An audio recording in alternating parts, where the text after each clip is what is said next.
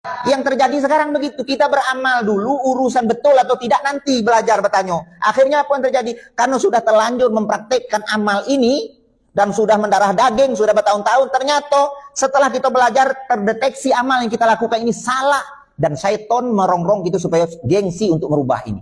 Ini yang terjadi sekarang. Akhirnya tidak mau berubah, pokoknya aku inilah dulu dari datuk aku ngajar seperti ini.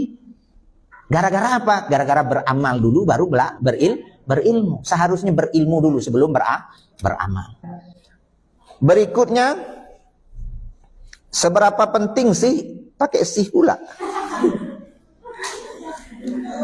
Seberapa penting sih ilmu agama dalam kehidupan kita? Jawabnya apa? Sangat penting dong. Karena ada sih kita pakai dong. Penting sekali. Hanya saja rezah memperdalam ilmu agama sekarang kian hari kian merosot dan kian menipis. Kalau ulama-ulama kita dahulu, Masya Allah, memandang ilmu agama ini sesuatu yang sangat serius. Contohnya imam mazhab kita, Imam Muhammad bin Idris Asy-Syafi'i. Apa kata beliau? Man lam yazuk zullat ta'allumi sa'atan tajarra'a zullal jahli tula hayatihi. Wa man fatahu ta'lim waqta syababihi fakabbir arba'an liwafati. Barang siapa yang masa mudanya tidak pernah merasakan pahitnya menuntut ilmu agama, tajarra'a zullal jahli tula hayatihi, maka dia siap-siap akan menelan pahitnya kebodohan sepanjang hidupnya. Wa man fatahu ta'lim, barang siapa yang masa mudanya luput dari belajar agama, fakabbir arba'an liwafatihi, orang ini layak ditakbirkan 4 kali sebagai tanda kematiannya. Siapa yang ngomong? Imam Syafi'i. Paham maksudnya? Apa yang mati di sini? Jiwanya mati. Hidupnya mati kalau tidak punya ilmu. Hidupnya akan dipandu, dituntun sesuai dengan akal dan perasaannya. Kalau menurut dia baik, tidak peduli. Orang terganggu, tidak peduli. Itu orang tidak punya ilmu. Tapi kalau orang punya ilmu, tidak seperti itu. Hidupnya akan terbimbing, tertuntun dengan benar, sesuai dengan panduan wahyu. Dalam surah Az-Zumar ayat 6. Qul hal yastawil ladzina ya'lamuna wal ladzina la ya'lamun. Katakan, apakah sama orang yang berilmu dengan orang yang tidak berilmu? Jawabannya apa? Tentu tidak sama. Cara bicara orang berilmu beda dengan tidak berilmu. Orang berilmu lisannya di apa? Diletakkan di belakang akal. Jadi akalnya lebih dulu, mikir dulu baru ngomong. Nah, cara makan orang berilmu tentu tidak sama dengan makan orang tidak berilmu. Cara bergaul orang berilmu tidak sama dengan orang yang tidak berilmu. Semua. Jadi penting sekali. Jangan kata tidak penting. Di antara imam mazhab yang sangat menekankan penuntut harus mempelajari ilmu, ya Imam Syafi'i.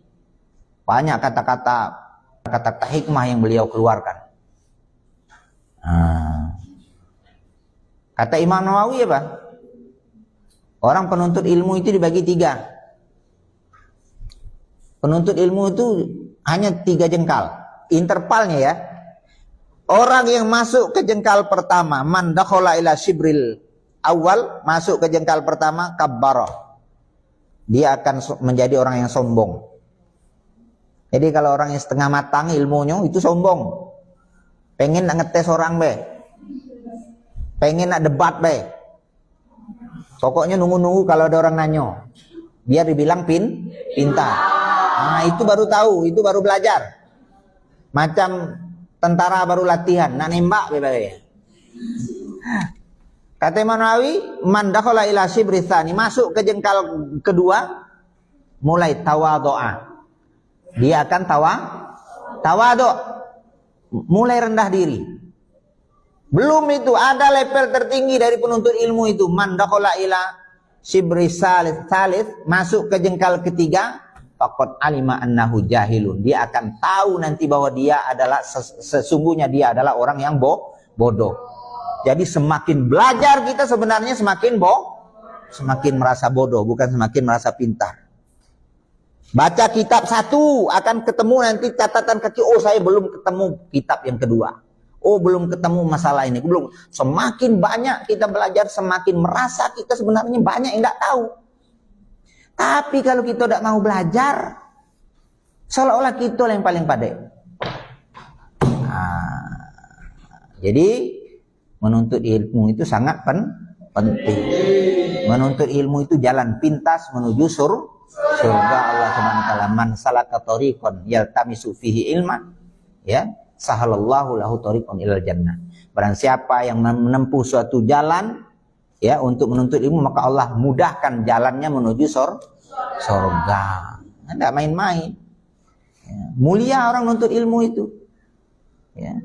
Ya, di dalam hadis lain diterangkan, man kharaja fi talabil ilmi fa huwa fi sabilillah hatta yarji'a. Barang siapa yang keluar rumahnya untuk menuntut ilmu, maka dia di jalan Allah sampai pulang. Nah ini keluar dari kos mau kuliah, nauzubillah, tiba-tiba di jalan Allah takdirkan meninggoy. Dianggap mati syahid karena sedang menuntut ilmu. Apalagi keutamaan orang menuntut ilmu. Dalam kitab Marhaban Ya Talibal Ilmi, itu dinukil hadis bahwa orang yang menuntut ilmu itu akan didoakan seluruh makhluk kolong langit dan dunia. Sampai hatal hitan fil bahr, sampai ikan di laut pun itu mendoakan orang yang sedang belajar agama. Imam Ibnu Hajar Al-Asqalani menulis bab khusus tentang pentingnya ilmu pengetahuan dalam kitabnya Fathul Bari, Syarah Sahih Bukhari. Apa babnya? Al-ilmu qoblal qawli wal amal. Berilmu terlebih dahulu sebelum berucap dan beramal. Banyak kita sekarang ceramah dulu baru belajar. Makanya banyak yang keliru. Jadi punya ilmu dulu baru ngomong. Bukan ngomong dulu baru belajar. Yang terjadi sekarang begitu. Kita beramal dulu, urusan betul atau tidak nanti belajar bertanya. Akhirnya apa yang terjadi? Karena sudah terlanjur mempraktekkan amal ini dan sudah mendarah daging, sudah bertahun-tahun, ternyata setelah kita belajar terdeteksi amal yang kita lakukan ini salah, dan syaitan merongrong gitu supaya gengsi untuk merubah ini. Ini yang terjadi sekarang. Akhirnya tidak mau berubah, pokoknya aku inilah dulu dari datuk aku ngajar seperti ini. Gara-gara apa? Gara-gara beramal dulu baru berilmu. Seharusnya berilmu dulu sebelum beramal. Itu prinsip ya. Prinsip penuntut itu ilmu itu begitu. Berilmu amaliyah, beramal ilmiah. Itu prinsip. Paham? Oke. Wallahu a'lam bissawab.